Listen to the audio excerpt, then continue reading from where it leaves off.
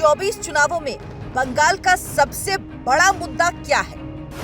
केंद्रीय मंत्री शांतनु ठाकुर का ममता को ओपन चैलेंज। आखिर ममता बनर्जी ने क्यों कहा मेरे मरने के बाद पूरे होंगे अरमान? पश्चिम बंगाल की राजनीति में तूफान आया है और इस तूफान की वजह है वो कानून जिसे लेकर एक बड़ा चक्रव्यूह बुना जा रहा है।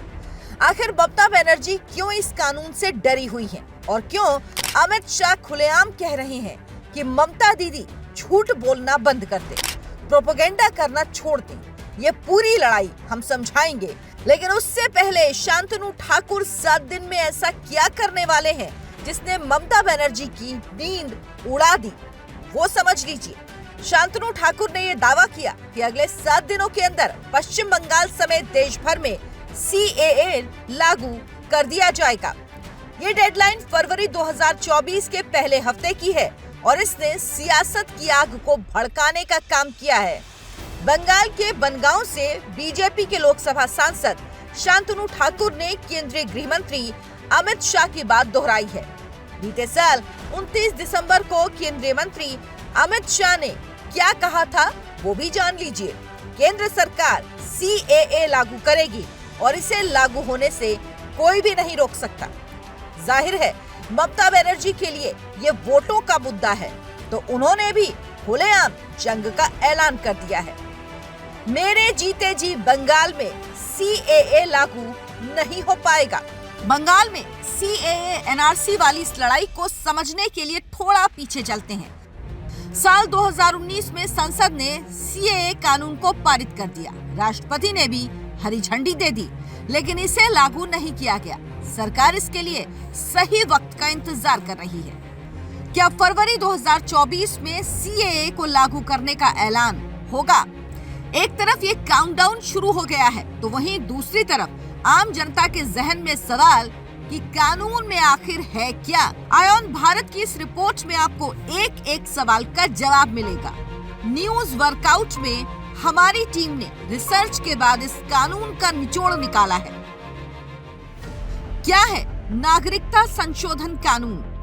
भारतीय नागरिकता कानून 1955 में बदलाव के लिए 2016 में नागरिकता संशोधन विधेयक 2016 CAB को संसद में पेश किया गया। 10 दिसंबर 2019 को लोकसभा और 11 दिसंबर 2019 को राज्यसभा में इसे पास किया गया।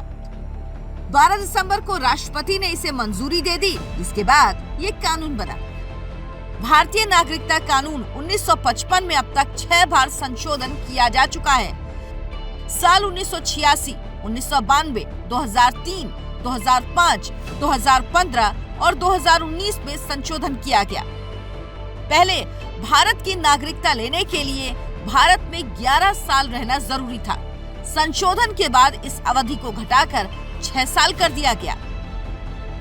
CAA कानून के तहत 31 दिसंबर 2014 तक बांग्लादेश, पाकिस्तान और अफगानिस्तान से भारत आए गैर मुस्लिम हिंदू, सिख, जैन, बौद्ध, पारसी और ईसाई को फास्ट ट्रैक नागरिकता मिलेगी।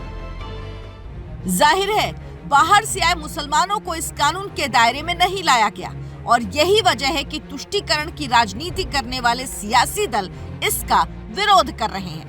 पूर्वोत्तर के राज्यों में, खासकर असम और पश्चिम बंगाल में इस कानून को लेकर काफी विरोध हो रहा है।